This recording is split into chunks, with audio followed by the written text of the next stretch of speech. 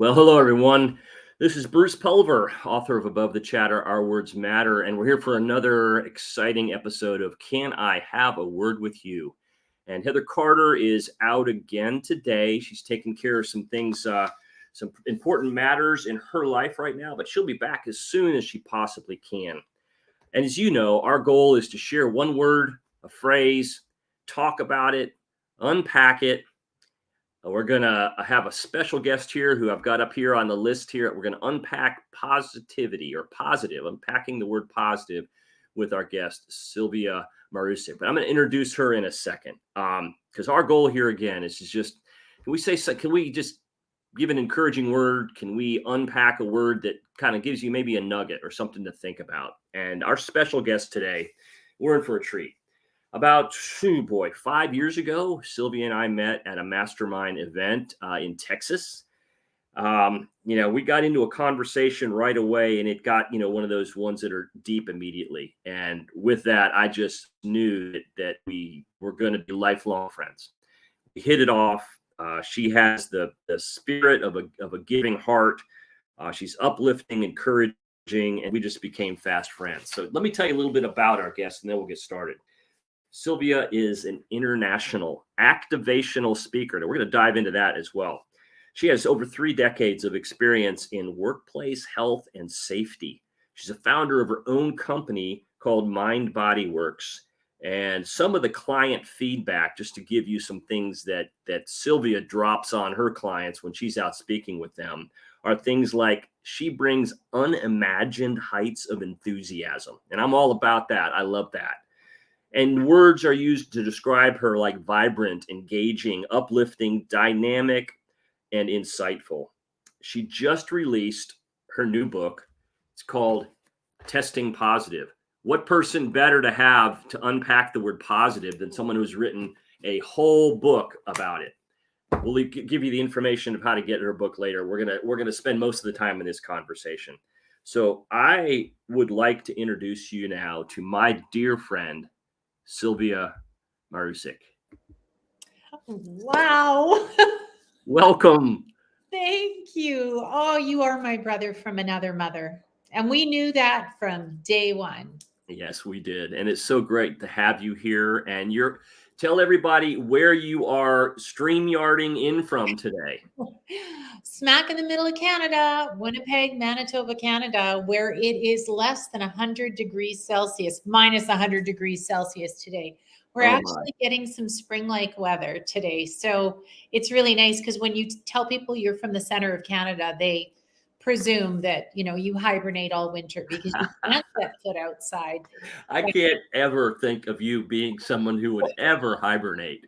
So I don't know. So I'm gonna drop this off, this little unpacking here, so everybody can kind of know who we're talking to and your name there, etc. So tell me a little bit more about. Obviously, there's the new book. There's the workshops and the leadership you do in corporations and with organizations. But what's happening in your world right now that's absolutely firing you up? Well, I got to tell you, I am so very blessed to do the speaking and corporate stuff that I love to do, but then to also have boots on the ground and be working with injured workers, maybe not every single day, but a lot. So I provide consulting services to mostly production facilities, but I've done construction, I've done office buildings, I've done healthcare, manufacturing, labor, all of these industries. But what I love is working in situ with injured workers to help them, A, stop hurting every day, B, treat or heal from the injury that they do have, and C, learn how to prevent future injuries. And people often think, why would you work in an office building? Well, I guess it was yesterday, I spent an entire afternoon doing ergonomic assessments with office workers that have chronic pain. Mm-hmm. Because what we know about being sedentary is that's just as dangerous, if not more dangerous, than some of the heavy manual jobs that I'm providing those services for. So There is so much juice in that. No ergonomic assessment is the same as any other because the Mm, people are different. And to be able to see people become symptom free and stay at work and being productive is my jam. So wow. that fulfills my desire and need to have immediate value and to feel like I'm making a difference. When I'm presenting, I don't always know what is settling in for Yeah. people, Right. Right. but I invite them to connect with me after a presentation. And then I often get to hear some of the stories Yeah. and often meet the same people over and over because I will frequently go to the same conference year after year. My record is 10 years presenting in a row at the same conference. Wow. And then I get to see how people are changing as a result of what they've learned. Oh, So, that's amazing. I heard a couple of things in there I want to unplug a little bit and talk about. One, you talked about injured, and I'm going to make an assumption that most of the time what you see might be a physical thing. However, would you argue with the fact that a lot of the injury that we see is maybe inside and maybe mental, or the physical leads to a mental? So it's not just a external injury you're talking about, but more than that. yeah, and that's, I really appreciate the intelligence of that question because I think often people assume that when we refer to injuries, we're talking about physical injuries, and that wouldn't be an inaccurate assumption. But I also treat stress injuries.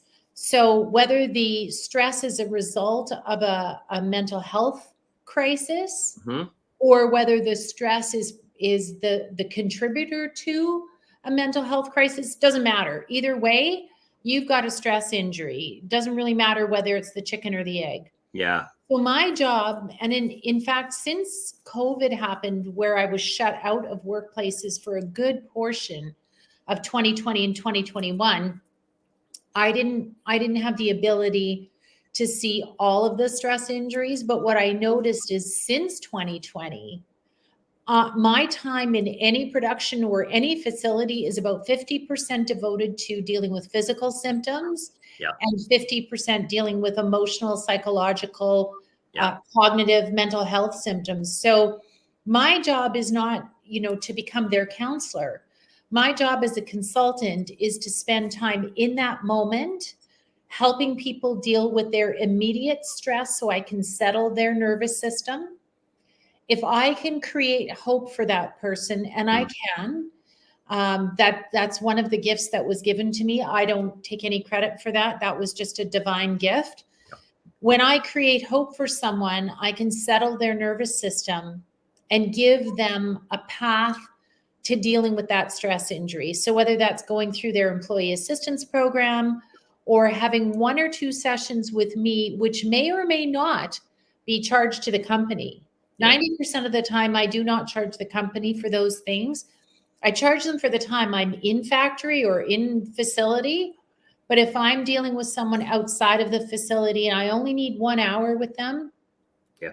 Yeah. 90% of the time I won't charge for that. Yeah. I get them hooked up on a path to finding some freedom from that stress injury. But my job is to get their frontal lobe back online so they can work safe. And the only way to do that is to settle their nervous system. Yeah. So wow, powerful. So you can imagine, folks, why I not besides such an awesome person, just the work that Sylvia does is you. So y- you come out of a place, though, as I read some of the titles of your talks and your workshops and your leadership work, of things like stress to kill, or respectfully up yours, and they kind of have titles that kind of come out of a place that maybe someone in a challenging situation can relate to start with, and then you kind of pull them out. Mhm. We're going to unpack the word positive, but I am in no way saying that your work is to just say, well, just be positive. There's effort, there's work, there's all kinds of things that help us on that path of whether it's hope or optimism. I try to call it positivity, or a positive mindset, or positive heart set. So let's think about this for a second, because you also wrote a book called Testing Positive. And is there anything that you want to share about kind of, I mean, this is an amazing book, 365 days from calm to chaos, calm through chaos. Share a little bit about that, because you're more than just a wellness mindset, occupational professional. Yeah. Thank you, Bruce. So the book, when 2020 hit and suddenly everyone was terrified to test positive for COVID, I felt this social responsibility, if you will, to take the terror out of people's day-to-day lives. And one of the things that was terrifying was this idea of testing positive. And I felt like the word positive was getting a very negative rap. Right. So let me break in for a second. My father used to tell me the only time two negatives make a positive is in a multiplication equation. So that's hard to adopt, but you're right. We were testing positive, which made us negative. Which was not a good thing, right? Right. And people were so terrified of that phrase became terrifying. And at the same time, only my very closest friends knew that at the end of 2019, I had a suspicious mammogram. And on Christmas Eve of 2019, I had a breast biopsy that was positive for invasive ductal carcinoma, so breast cancer. And the official diagnosis came the first week of January, just a couple days into the new year. And then surgery in February. And, there was a lot of trauma and drama in my life that had led up to this. That was the sort of high point of several really awful, awful, awful years in my life. Yeah. And this was just like the icing on the cake. And so in part, my testing positive social media campaign, which was daily posting, I'm testing positive. Would you like to join me today? And then I would have some positive intention for the day with an actionable framework to maybe bring into your life if you were open to it or willing. It was my private therapy. So on the one hand, it was a middle finger to COVID, which had become the most terrorizing thing that we've ever faced as a globe, right? As a world population. It was that, but it was also, I had to freaking keep my head above water. Like I was in the middle of so many awful things in my life, like really the lowest point in my life. And then COVID on top. And this was me just trying to keep my head above the water. And the only way I knew how to do it was all of the stress management tactics that I talk about in the first chapter, and then daily soul snacks. So these little snacks of positive intention were like the fire that lit my soul on fire to keep me moving forward.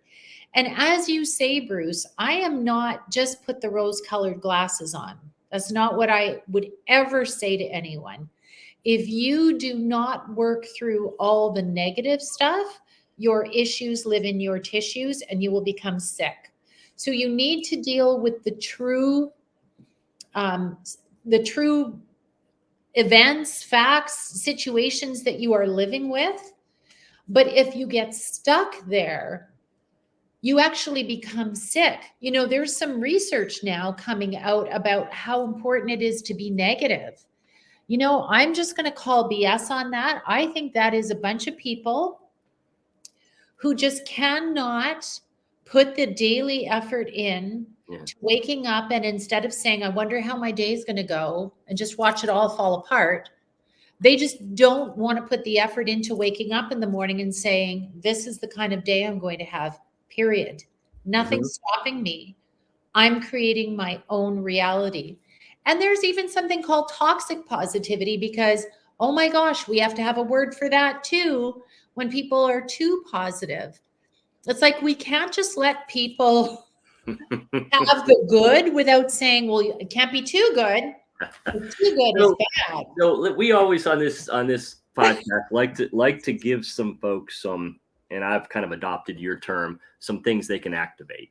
Some Yeah. things. So let's say that we're stuck. Let's say that some folks are listening to this and they're saying, "Oh, come on, you guys, you're so just full of it," and it's not, and I get it, right? Because I am a mouse in my own laboratory. I mean, I write daily as well, as you know, and that's as much for myself as it is for any, just to get my day in a form of gratitude, and then to step into what can I do today, right?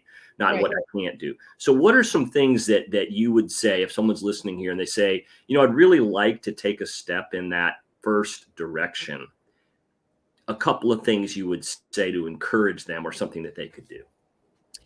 Well, the first thing I want to say is that the hardest thing to change is your mind. It's really easy to change your actions. You can decide very easily not to wrap your fingers around the throat of someone who's irritating you right now. You can decide not to do that. Very, very easy to change actions, but try and stop the thought that that's what you would like to do. That's hard. Mm-hmm. But the flip side of that is that if you wanted to create the biggest change in your life, it would be changing the way you think. Okay. So how would you do that? So Yeah. morning, the alarm goes off, or morning is time to get up. What's the one thing I would start doing, and one thing that I would think about discontinuing doing? So the first thing I would say, let's talk about the discontinuing first. The first thing I would say is whatever does not make you feel happy, content, or peaceful should not be part of your day. Okay. Just like not just your morning, any part of your day. I'm talking about people. Mm-hmm. And legally and morally, we cannot get rid of people. Just gonna put that out there. But Sadie, sorry, the mailman.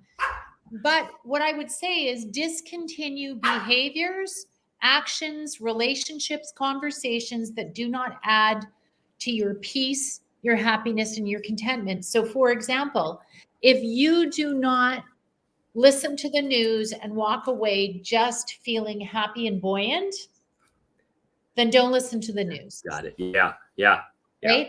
So it has to start with what am I putting in? Okay. And then the second thing, if you wanted to start your day with a different mindset, is you have to do that with intention.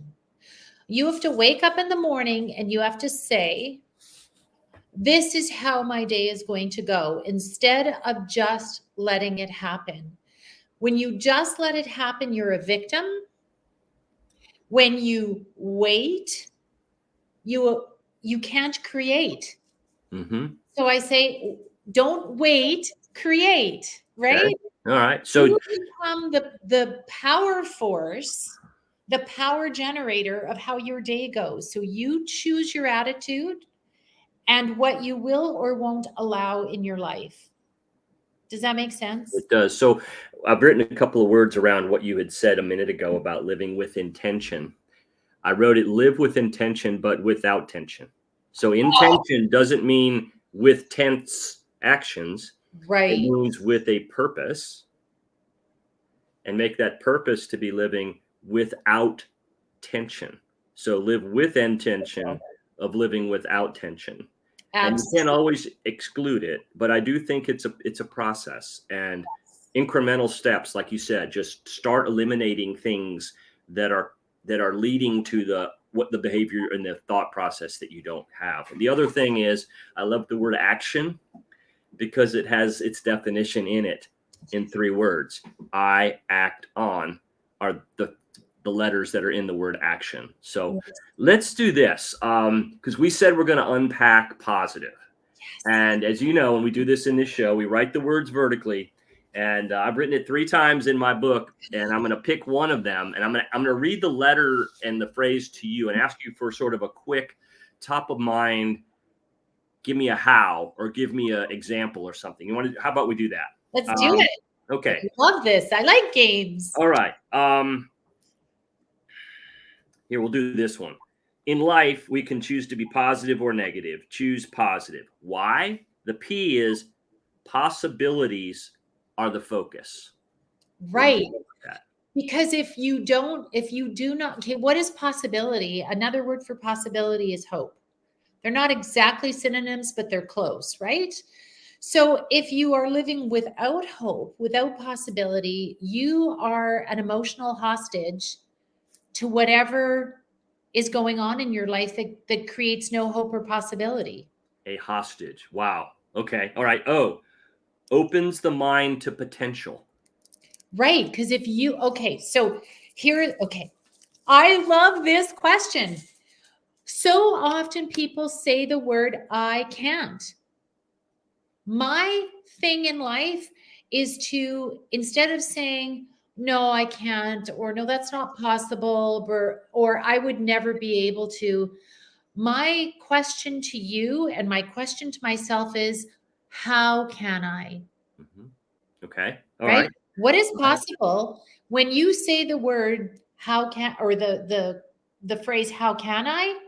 You are no longer a victim. Now you're somebody who is creating Okay. instead of waiting.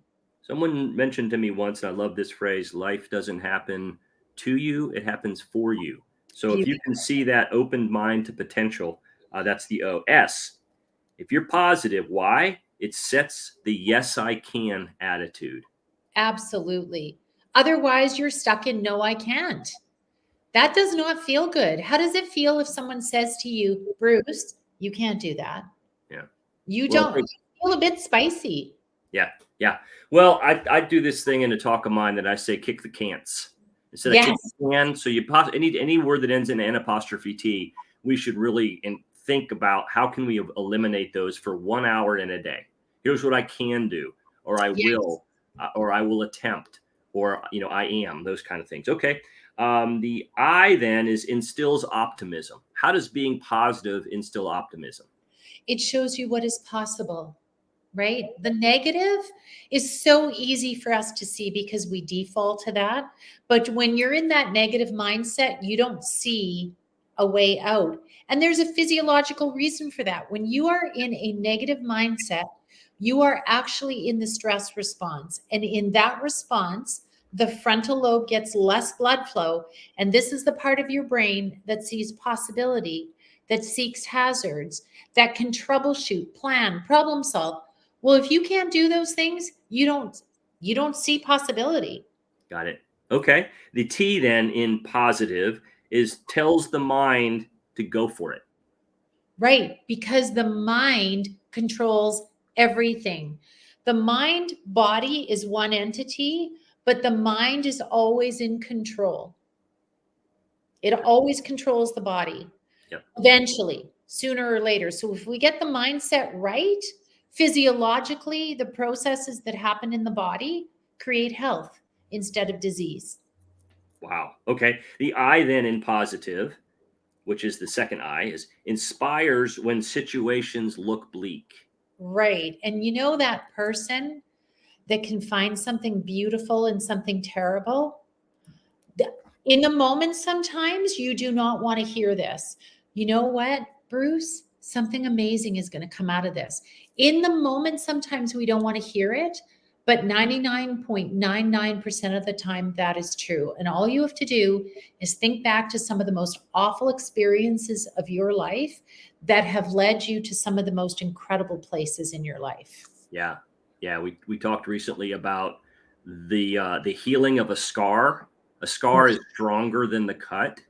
It reminds us of the bruise. But it's also, if you look at the skin, it is much, much stronger around that. So I would 100% agree with you. Did I do that? Yeah, yes, I did. The V, victory is always in sight when you're positive. Tell me about that. What do you think about that? Well, because there is no mistake or failure. When you're a positive individual, I just had this conversation with someone this morning.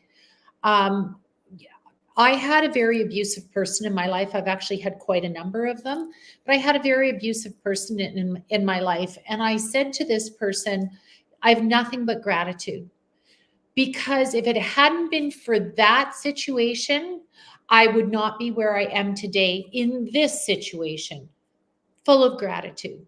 If you can find the beauty in the terrible experiences you go through, then they are not for naught.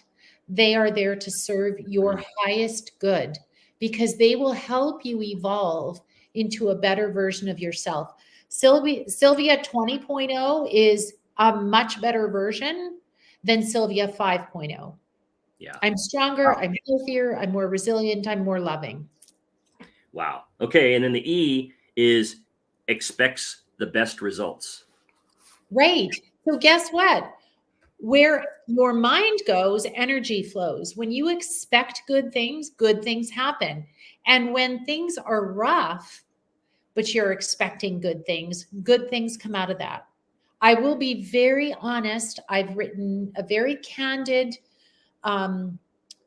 accounting of the horror of being diagnosed very unexpectedly. I was the healthiest person I knew. I still am. Of being diagnosed with cancer and all of the events that followed that. But it was honestly one of the best experiences of my life. I will never, ever say I regret what I've been through. I will never say I wish it didn't happen. I couldn't be who I am today without that experience. And at the time, Bruce, I was terrified. I mean, I walk into a surgeon's office and the first question is, so are you having a mastectomy? And I'm like, is that a menu option? I Yeah. Last I heard I have a lump. What are you talking about? Right. Well, Right. as a preventative, because the kind of cancer that I was diagnosed with, notice I will never use the words cancer I have or had. I don't buy into that. The type of cancer I was diagnosed with doesn't go into remission. So do you want to just take the whole breast right now so we don't have to do that later? Wow. Like, no. Yeah. Well, my brain I couldn't wrap myself around this concept. It was devastating. And many people have been through this, so they understand what I'm talking about. Still the best experience of my life. Wow. Well, we could go for hours, and I'm so glad that you joined us. I know we picked the right person to talk about positive. Your insight, just about from a work perspective, right? It's day-to-day things, but then there's also things that could be considered tragic and traumatic, which we will not say they weren't, right? But Right. it's mindset. I call it mindset and then heart set. I mean, mindset's what you think, but heart set's kind of where you feel. And you have to have both of those things together. So we unpacked positive. I'm going to click something here so everybody knows how to get in touch with you, Sylvia, at mindbodyworks.ca.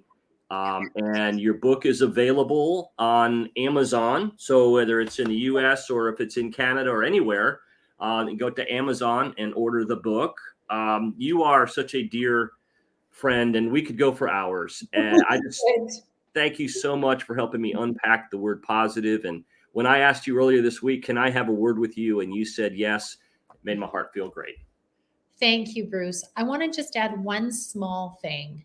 There are two ways that we change. So if life isn't going fantastically for you, you might want to consider doing something different, right? Whatever that is. I always say if it's not working for you, do something different.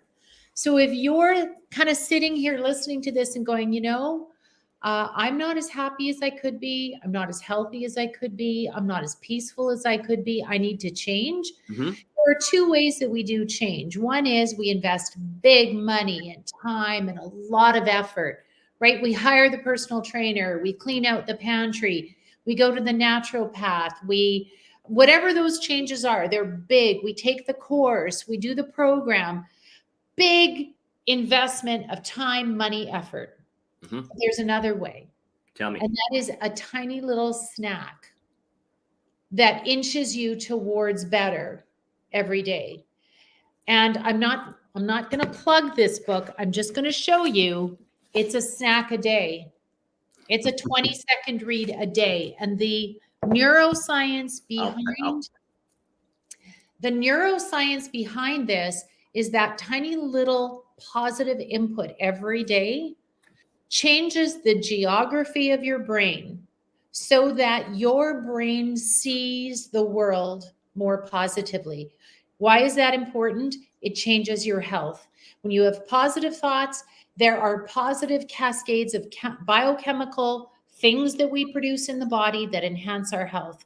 When we think negatively, just one tiny example, C-reactive protein gets elevated. That's a marker of inflammation. Scientists have proven that you can create more C-reactive protein simply by having a negative thought. Wow. That does not mean you don't deal with your negative emotions. You must deal with them because your issues live in your tissues. But when we spend a little bit of time trying to recreate some neural pathways in the brain for positivity, and it takes very little time, it takes weeks to do this, we actually can change the brain so that instead of looking outside and going, oh my God, it's so cold and it's so cloudy and it's such a miserable day, our brain doesn't see the world that way anymore. It sees that, oh, actually so glad it's raining because my grass is a little bit brown. This is going to be great. Yeah. Or it's really nice that it's cooler today because then it's not as slippery outside if you live where I live. Yeah. Well, you know, one of my favorite words is the word incrementalism. And I think what you're saying is little steps. Yes. The reason it's one of my favorite words is because how we take those actions is right in the middle of it. These are mental decisions that we make that we then take action on.